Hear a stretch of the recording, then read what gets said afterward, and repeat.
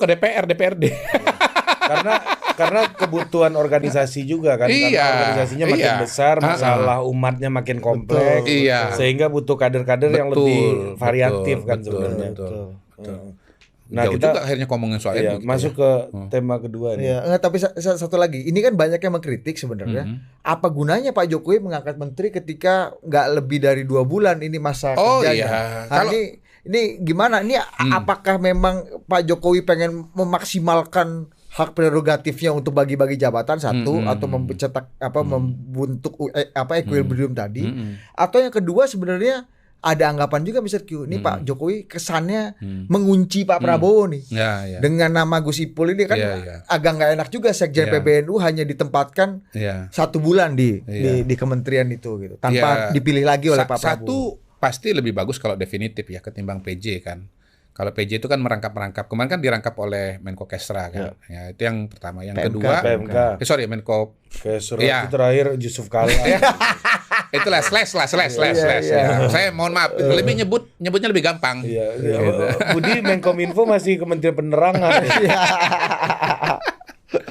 Yang kedua sih mudah-mudahan atau logikanya kalau pakai kerangka waktu ya, kerangka keberlanjutan, sebetulnya ya ditunjuk jadi Menteri Sosial sekarang tentunya kandidat sangat kuat untuk Menteri Sosial berikutnya.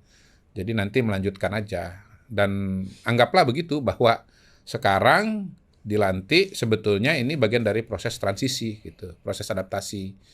Jadi memanfaatkan kekosongan yang ada ini untuk transisi bagi jabatan Menteri Sosial yang berikutnya. Jadi nggak ada istilah adaptasi lagi setelah dilantik jadi kabinetnya, jadi menterinya Pak Prabowo dan Mas Gibran. Tetapi adaptasinya itu sekarang. Jadi ini sama nggak seperti waktu itu Mr. Q bilang Bang Hasan dan Angga Raka, proses Tommy Jiwandono ini proses magang. Iya, boleh di dibilang posisi begitu. itu. Ini magang juga berarti. Boleh dibilang begitu. Jadi ini bagian dari proses transisi yang dilakukan oleh Pak Jokowi dan kepada Pak Prabowo. Dan karena itu seperti saya bilang ini satu paket. Jadi ini ACC-nya 2 orang ini, Pak Jokowi dan Pak Prabowo, current presiden dengan the coming presiden gitu. Jadi nggak ada istilah menyandera segala macam, nggak ada. Karena ini kan by consent atau approval dari 2 orang yang pada hari ini menjadi pilar pemerintahan kita, Pak Jokowi dan kepada Pak Prabowo gitu. Ya bisa aja dikembangkan ini mengunci segala macam sih, tergantung tesisnya ya dan perspektifnya, tapi keinginan ini ya. Iya, keinginan dari naratornya yang oposisi atau yang nggak happy lah dengan pasangan itu. Tapi dalam kacamata yang lain, sebetulnya justru ini bagian dari kekompakan Jokowi dengan Prabowo. Bagaimana Pak Jokowi menyiapkan orang yang kemudian akan menjadi menterinya Pak Prabowo. Kan bisa juga kacamatanya begitu. Kita masuk ke yang kedua nih. Betul. Yang netizen rame juga ini soal Fufu Fafa ini loh, ya kan, soal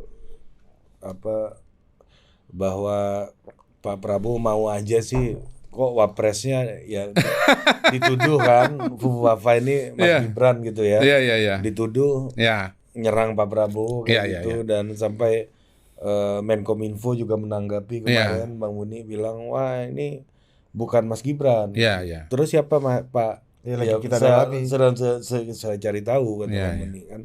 Nah gimana Mr. Q ngelihat? Ya pertama sederhana aja, ya kalau betul bahwa itu bukan Mas Gibran kan berarti semua ini kan adalah hoax ya. Ini otak-atik gatuk kan. Ini Mas Gibran, Saya nonton tuh ada di salah satu YouTube itu. Ini Mas Gibran ngomong begini. Kutipan dari Fufu Fafa itu yang isinya kasar-kasar semualah gitu. Tapi kalau betul ini bukan dari Mas Gibran, berarti kan sama sekali tidak ada dasarnya mengaitkan dengan Mas Gibran gitu. Yang nulis orang lain kok Mas Gibran yang dituduh. Saya baca juga Andrew siapa ya? Pendiri Kaskus ya. Ini kan Kaskus ya. Akun Kaskus ya. Dia bilang ya it can be anybody, dia bilang. Nggak bisa dikonfirm karena pada masa itu mudah sekali membuat akun, nggak perlu memasukkan nomor, cukup akun email saja gitu. Jadi kita tahu bahwa di dalam media sosial anonimitasnya kan tinggi. Ya, terutama di masa lalu. Sehingga kemudian ada yang namanya akun alter ya, dan yang lain-lain. Zaman trio macan lagi top nih ya. Iya, kan memang begini. Anonimitas membuat orang itu kehilangan tanggung jawab. Ketika sudah tidak ada tanggung jawab, maka kemudian dia sembarangan aja ngomong gitu, termasuk yang namanya hoax. Ya kita nggak usah ngomong 2019 lah. Pada hari ini pun, ketika syarat-syarat untuk membuat akun sudah semakin ketat, nyatanya tetap banyak kan akun-akun hoax. Pada hari ini, akun hoax yang menyebut bahwa saya itu sudah mengetahui hasil pemilu kan nggak ditangkap juga, nggak diproses juga. Dan setahu saya akun itu tetap aktif kok. Tetap memproduksi konten-konten yang selalu menyerang dan mengeluarkan hoax. Nggak mudah juga pada hari ini gitu loh. Apalagi kalau kita bicara akun masa lalu yang jauh lebih mudah untuk membuat yang syarat-syaratnya jauh lebih ringan dibandingkan dengan sekarang ini gitu. Nah, itu satu ya. Yang kedua, kalaupun misalnya ada kritik-kritik atau serangan-serangan politik dari si X ya kepada Y pada masa lalu yang memang notabene pada waktu itu berbeda posisi, ya rasanya wajar-wajar aja kok. Namanya juga lagi tempur, lagi bersaing. Kalaupun itu benar Mas Gibran. Kalaupun misalnya benar, ya. Ya lepas dari soal kalimat-kalimat bahwa itu kasar ya. Kalau kasar atau melanggar asosial tentu kita tidak bisa maafkan. Tetapi kalau saya yakin melihat dari kalimat-kalimat yang saya tahu yang muncul di Fufu Fafa itu, rasa-rasanya sih nggak mungkin kalimat seperti itu muncul dari Mas Gibran gitu. Kita kan bisa ngukurlah kepribadian orang seperti apa, kemudian komunikasinya seperti apa. Gitu. Rasanya nggak mungkin kalimat-kalimat serendah itu keluar dari Mas Gibran. Ya paling beginilah, misalnya gini, kalau soal beda-beda posisi, beda-beda pendapat gitu ya.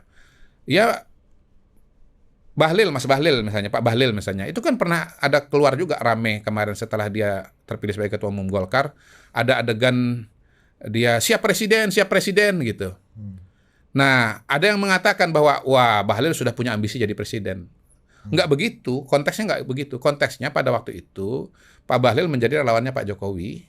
Lalu kemudian pada waktu itu ada adegan Pak Prabowo disalamin oleh punawirawan itu ya. Iya, siap presiden disampaikan kepada Pak Prabowo gitu.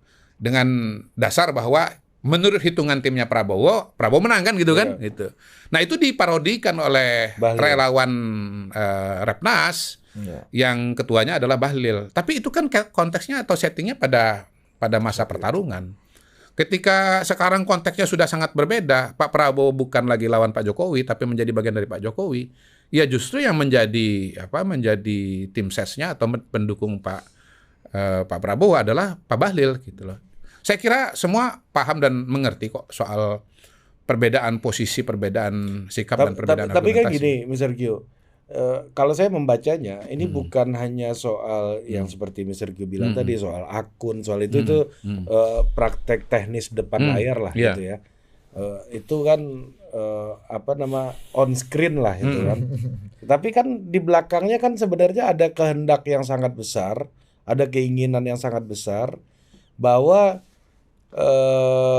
perkelahian dan hubungan yang panas antara Pak Jokowi dan Pak Prabowo ini harus dikondisikan, harus dieskalasi. Oh iya, justru kan? Itu makanya kita menjelaskan ini karena kita paham motivasinya, modus operandinya kita paham. Ini kan modus operandinya kan sudah beberapa waktu ini selalu berusaha untuk memecah hubungan baik antara Pak Jokowi dengan Pak Prabowo dan antara Pak Prabowo dengan Mas Gibran gitu.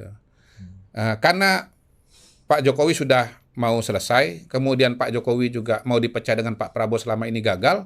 Ini kan ada upaya baru untuk memecah Prabowo dan Gibran gitu. Supaya Pak Prabowo-nya ya ilfil kepada Mas Gibran gitulah. Itu kan bagian dari upaya memecah belah.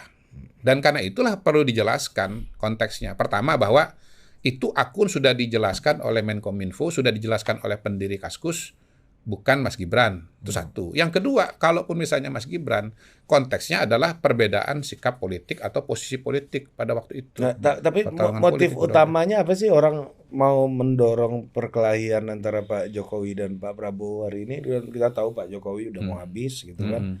Yang mana kalau Pak Jokowi habis dengan otomatis ya pengaruhnya ya akan berkurang dengan sendirinya tanpa harus berkonflik atau apa gitu ya. Tapi apa logiknya apa sih? Satu, ada yang mau mendekat kepada Pak Prabowo